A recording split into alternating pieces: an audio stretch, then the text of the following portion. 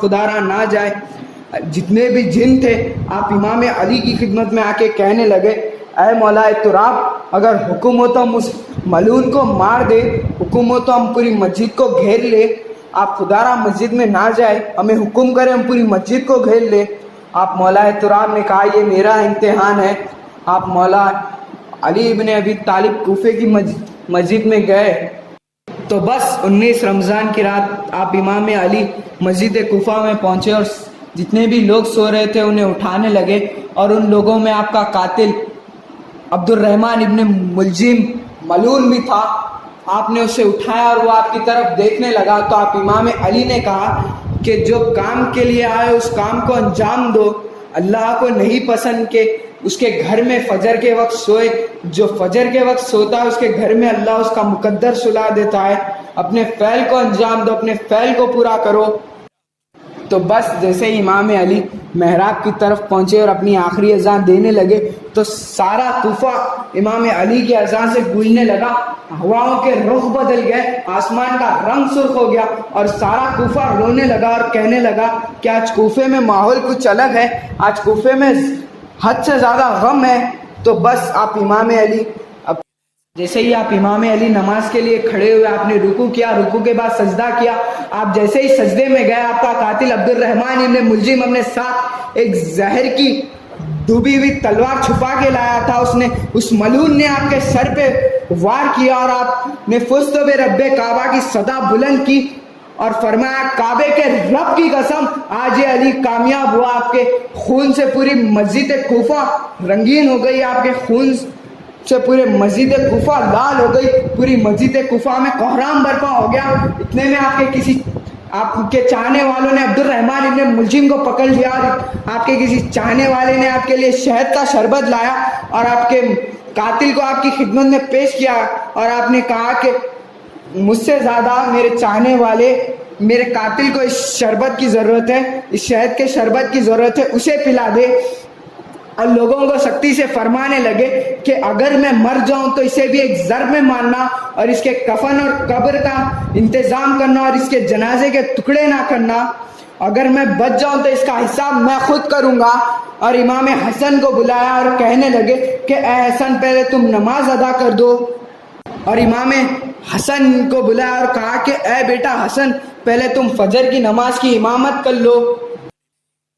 इमाम अली के खूने मुबारक से आपकी सफ़ेद दाढ़ी लाल हो गई थी और आपके पूरे बदन मुबारक में जहर फैलने लगा था।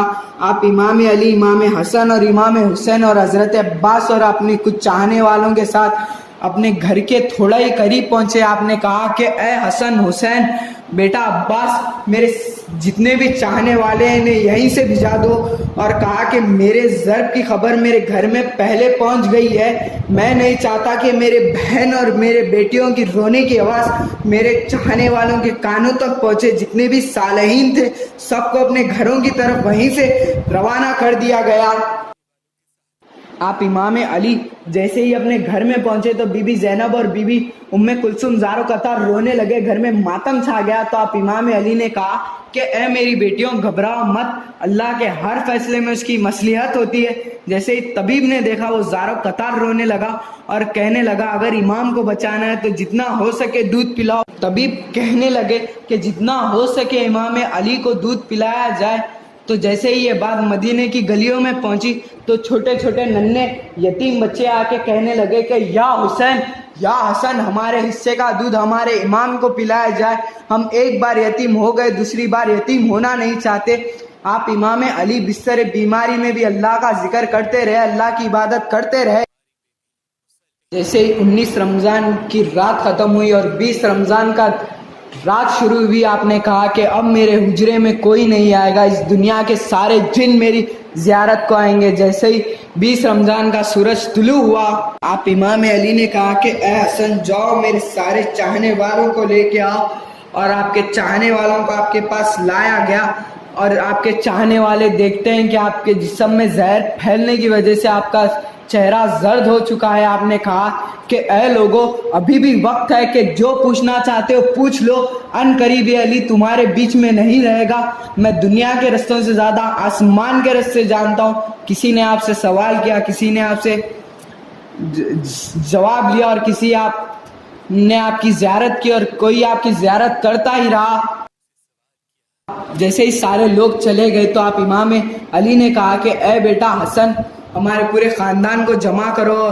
اور جیسے ہی پورا خاندان جمع ہوا آپ امام علی نے کہا کہ میرے بعد تمہارا امام حسن ہے, میرے بعد تمہارا وارث حسن ہے, جو حسن کہے اسے ماننا, جو حسن کہے اس پہ عمل کرنا. اور امام حسن کو کہا کہ اے بیٹا حسن اپنے نانا کی صلح حدیبیہ پہ عمل کرنا اور جتنا ہو سکے انسانوں میں امن پھیلانا اور خون ریزی سے بچنا. اور تو امام علی نے کہا کہ اے حسن و حسین اب میرے جنازے کو تم کسی کو نہ بتانا کہ میرا جنازہ کہاں تدفین کیا گیا. نے امام حسین کو اپنی خدمت میں بلایا اور امام علی کہنے لگے اے حسین تمہاری شہادت کی خبر تمہارے نانا نے تمہاری پیدائش کے وقت ہی سنا دی تھی. اے حسین تمہیں 3 دن کا بھوکا پیاسا کربلا میں قتل کر دیا جائے گا, تمہارے بھائیوں کو, تمہارے ساتھیوں کو, تمہارے بچوں کو کربلا میں شہید کر دیا جائے گا. اور تمہاری شہادت کے بعد حسین تمہارے لاشے پہ گھوڑے دوڑائے جائیں گے. حسین تمہاری بہنوں کو, میری بیٹیوں کو اور تمہاری بچیوں کو اسی شام و کوفے میں پھرایا جائے گا.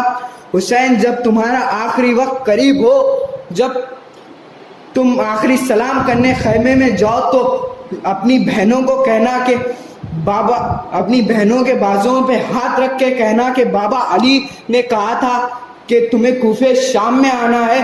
ہر موڑ پہ اسلام کے لیے دکھ اور غموں کو سہ لینا, ہر موڑ پہ اپنے نانا کی نبوت کا اعلان کرنا, ہر موڑ پہ دکھ و غم کو اللہ کی رضا کے لیے سہ لینا, ہر موڑ پہ اسلام کا پرچم بلند کرنا, ہر موڑ پہ اپنے نانا کی نبوت کا اعلان کرنا. امام علی نے حضرت عباس کو بلایا اور کہا کہ اے عباس میں نے تجھے کربلا کے لیے مانگا ہے, جو حسین کہے اسے ماننا, جو حسین کہے اسے سننا, آج سے تیرا مالک حسین ہے. اور بس یہ کہہ کے یا رسول اللہ کی صدا بلند کی تو سارے گھر نے پوچھا کہ یا علی رسول اللہ بھی ہے؟ ہاں. اور امام علی نے کہا کہ تمہاری ماں فاطمہ تو زہرا بھی ہے, اور کہا کہ مجھے محمد رسول اللہ حضور صلی اللہ علیہ وسلم اور فاطمہ تو زہرا اپنے ساتھ لے جانے آئے. اور یہ کہہ کے اپنی آنکھیں بند کر لی اور سارے گھر میں کوہرام مچ گیا, رونے کی صدائیں بلند ہوئی, ماتم کی صدائیں بلند ہو گئی. امام علی کی وصیت پہ عمل کرا گیا اور آپ کے جنازے میں کسی کو شریک نہ کرا, اور آپ کا جنازہ رات کے اندھیرے میں اٹھایا گیا. جیسے ہی پیچھے سے حسن و حسین نے اٹھایا ویسے ہی آگے سے جبرائیل و میکائیل نے اٹھایا اور اس جنازے کو ایک نورانی اونٹنی پہ رکھ دیا اور خاموشی سے اس اونٹنی کے پیچھے چل ہی رہے تھے. جیسے ہی تھوڑا سا کوفے کے آگے پہنچے تو آپ نے دیکھا کہ ایک اونٹنی ایک چمکیلے پتھر کے پاس آ کے رک گئی. اس چمکیلے پتھر پہ لکھا تھا کہ یہ قبر اللہ کے نبی نوح نجی اللہ نے بنائی. جس علی کے صدقے نوح نجی اللہ کی کشتی کو نجات ملی, نوح نجی اللہ کی کشتی کو ساحل ملا, اس اللہ کے ولی علی کے لیے نوح نجی اللہ نے ایک قبر کو بنایا ہے. بس آپ امام علی کے جنازے کو وہاں تدفین کر دیا گیا. آپ امام علی کے جنازے, آپ امام علی کے آپ حضرت علی بن ابی طالب کے روضہ مبارک کے بارے میں صرف امام حسن اور امام حسین اور جبرائیل و میکائیل کو پتا تھا کہ جب تک خدا نے خود ظاہر نہ کرا کسی کو پتا نہ تھا کہ آپ کا روضہ مبارک نجف میں آپ امام علیہ السلام کا روضہ مبارک. سلام اللہ کے ولی امام علی بن ابی طالب پہ, سلام اللہ کے اس ولی پہ جو پیدا بھی ہوا تو خدا کے گھر میں, گیا بھی دنیا سے تو خدا کے گھر سے. سلام و شیر خدا ابو تراب پہ, سلام و نجف پہ, سلام و نجف کی اس زمین پہ, اور سلام و نوح نجی اللہ پہ جس نے اللہ کے ولی امام علی بن ابی طالب کے روضہ مبارک کو بنایا. سلام و امام علی کے ہر ایک عاشق پہ, سلام و امام علی کے امامت پہ, سلام و امام علی کے شجاعت پہ, سلام و امام علی کے علم پہ.